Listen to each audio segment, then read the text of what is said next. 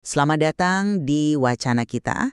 Hari ini kita akan bedah satu materi soal metode yang mungkin kedengarannya sangat mendasar ya, tapi perannya ini terus jadi perdebatan. Simple Additive Weighting atau SAW. Jadi ini salah satu algoritma paling awal dalam sistem pendukung keputusan. Intinya ya, memberi skor pada beberapa pilihan berdasarkan kriteria-kriteria yang sudah diberi bobot. Nah, dan disitulah letak inti diskusinya. Pertanyaan besarnya kan sekarang begini, dengan segala kesederhanaannya itu, apakah SAW ini masih sebuah alat yang benar-benar relevan, praktis gitu, untuk pengambilan keputusan di dunia modern yang serba kompleks? Atau jangan-jangan ia lebih tepat disebut sebagai ya konsep akademis dasar yang kelemahannya sekarang sudah jauh lebih besar daripada manfaatnya? Kalau bagi saya, kuncinya justru ada di kesederhanaan itu. Saya berpendapat bahwa transparansi dan kemudahan SAW membuatnya tetap jadi alat yang sangat berharga, terutama dalam konteks di mana proses pengambilan keputusan itu harus bisa dijelaskan, seperti di pendidikan atau kebijakan publik, dan juga ya sebagai fondasi penting untuk sistem yang lebih canggih. Nah, kalau dari perspektif saya, ceritanya justru terbalik. Kesederhanaan yang sama itu adalah kelemahan fatalnya. Saya akan tunjukkan bahwa sifatnya yang terlalu mendasar ini membuat SAW tidak mampu menjawab tantangan data yang dinamis dan rumit di dunia nyata. Sehingga perannya kini ya lebih banyak sebatas jadi pembanding dasar dalam riset, bukan sebagai alat utama. Oke, mari kita mulai dari esensinya.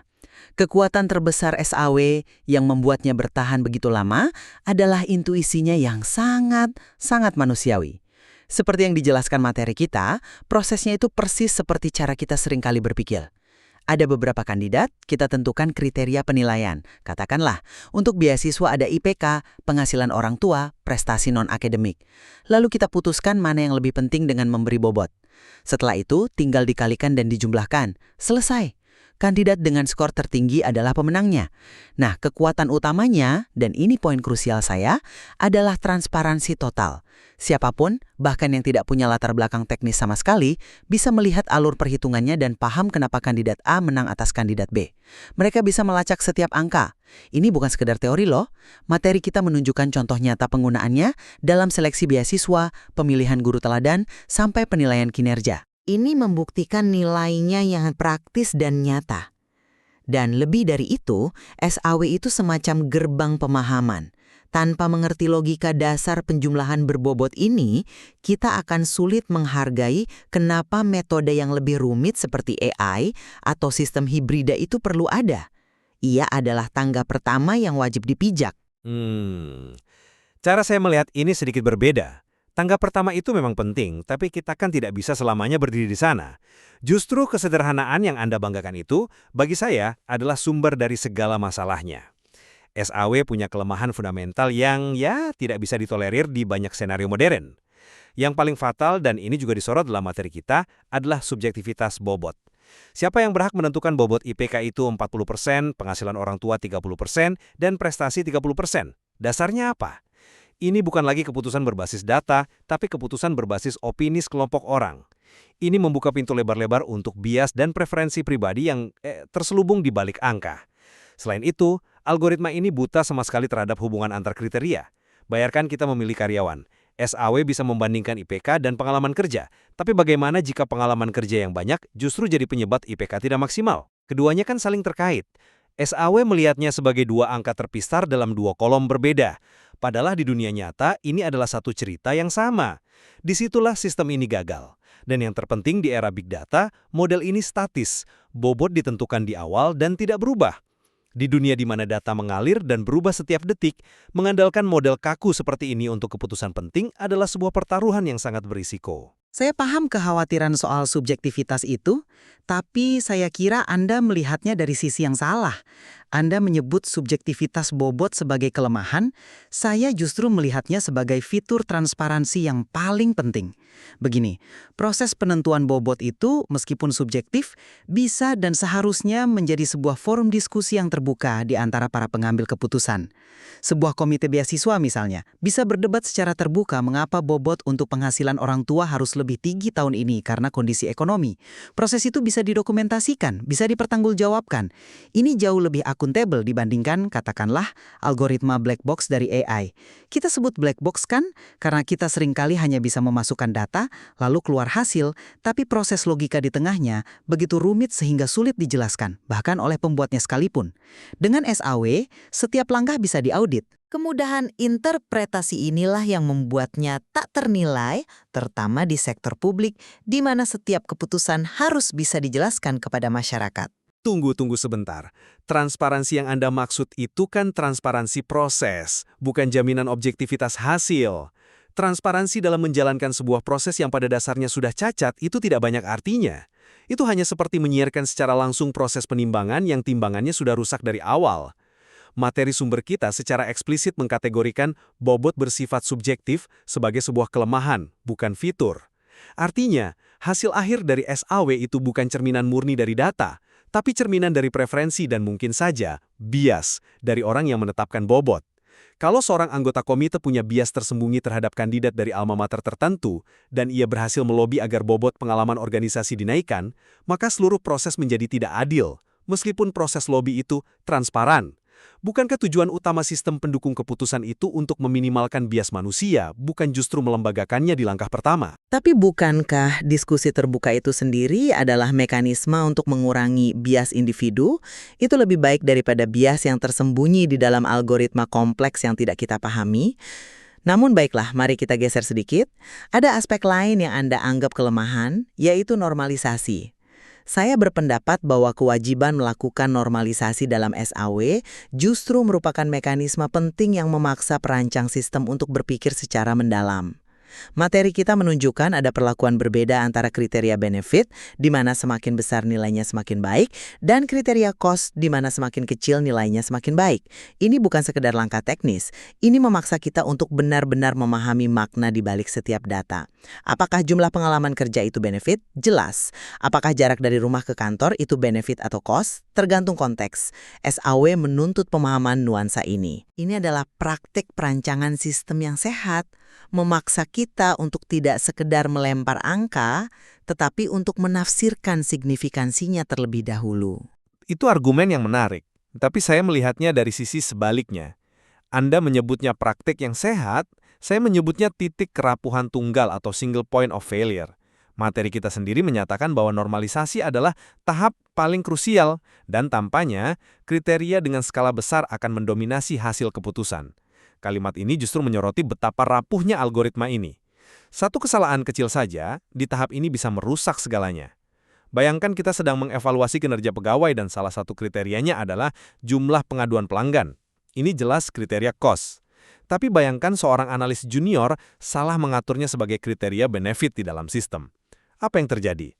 Tiba-tiba, pegawai yang paling banyak mendapat keluhan dari pelanggan justru mendapat skor tertinggi dan mungkin dipromosikan. Kesalahan sekecil itu, satu klik yang salah, bisa membalikan seluruh hasil 180 derajat. Sistem yang andal seharusnya tidak sebegitu rapuhnya. Ia harus lebih kuat, lebih tahan terhadap kesalahan manusia dalam tahap pra-pemrosesan. Kali di zaman sekarang, saya rasa tidak.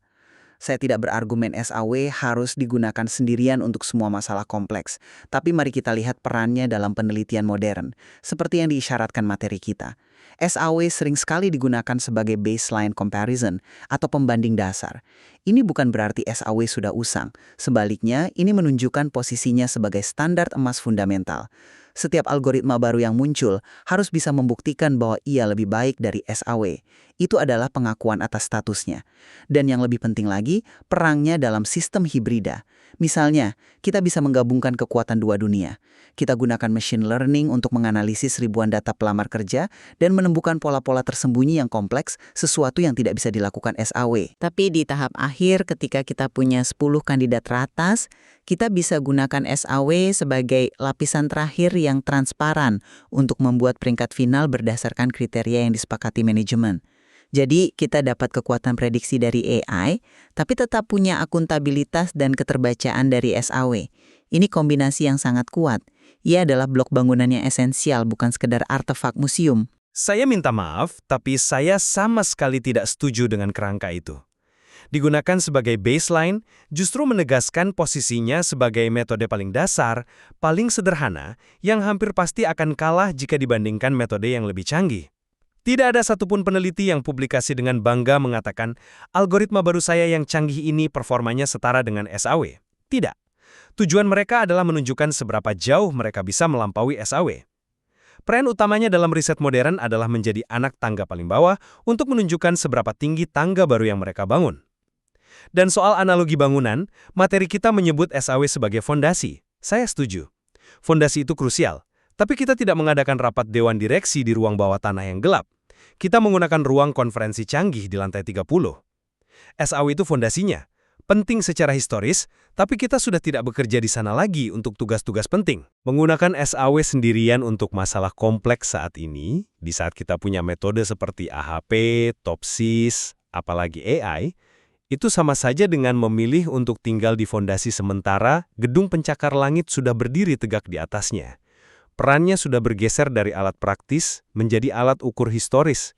Diskusi kita hari ini justru semakin menegaskan bagi saya bahwa meskipun ada batasan yang jelas, simple additive weighting tetap memiliki tempat yang kokoh dan tidak bisa direduksi hanya menjadi usang.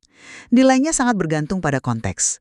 Dalam situasi yang menuntut transparansi absolut, akuntabilitas, dan kemudahan pemahaman oleh berbagai pemangku kepentingan, ia masih menjadi pilihan yang sangat kuat.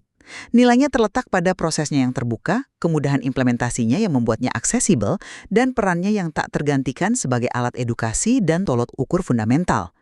Memahami cara kerja, kekuatan dan terutama kelemahan SAW adalah langkah pertama yang absolut untuk bisa membangun dan mengapresiasi solusi yang lebih baik dan lebih kompleks. Dan bagi saya, diskusi ini justru menggarisbawahi urgensi bagi kita untuk bergerak maju. Meskipun saya mengakui peran historis dan pedagogisnya, kita harus jujur dan kritis terhadap keterbatasannya yang sangat signifikan dalam menghadapi masalah-masalah modern. Sifat bobotnya yang subjektif, ketidakmampuannya menangani hubungan antar kriteria yang kompleks, dan kerapuhannya terhadap kesalahan kecil dalam desain data, membuatnya menjadi pilihan yang terlalu berisiko untuk aplikasi dunia nyata yang penting saat ini. Ia memang sebuah fondasi, dan kita harus menghormatinya. Tapi sudah saatnya kita memfokuskan perhatian, sumber daya, dan diskusi kita pada struktur-struktur canggih yang dibangun di atasnya, bukan terus-menerus memperdebatkan kelayakan fondasi itu sendiri untuk dihuni. Jelas sekali bahwa penilaian akhir terhadap SAW sangat bergantung pada kacamata yang kita pakai. Apakah kesederhanaannya adalah sebuah keunggulan yang menjamin transparansi dan kontrol, atau justru sebuah kekurangan fatal yang mengabaikan kompleksitas dunia nyata? Itulah inti dari perdebatan ini. Betul. Dan materi yang kita bahas hari ini masih menyisakan banyak ruang untuk eksplorasi lebih lanjut, terutama mengenai pertanyaan abadi dalam perancangan sistem. Bagaimana kita bisa menyeimbangkan antara kebutuhan akan kesederhanaan dan kemudahan interpretasi dengan tuntutan akan kecanggihan, akurasi, dan kemampuan adaptasi dalam sistem pendukung keputusan modern.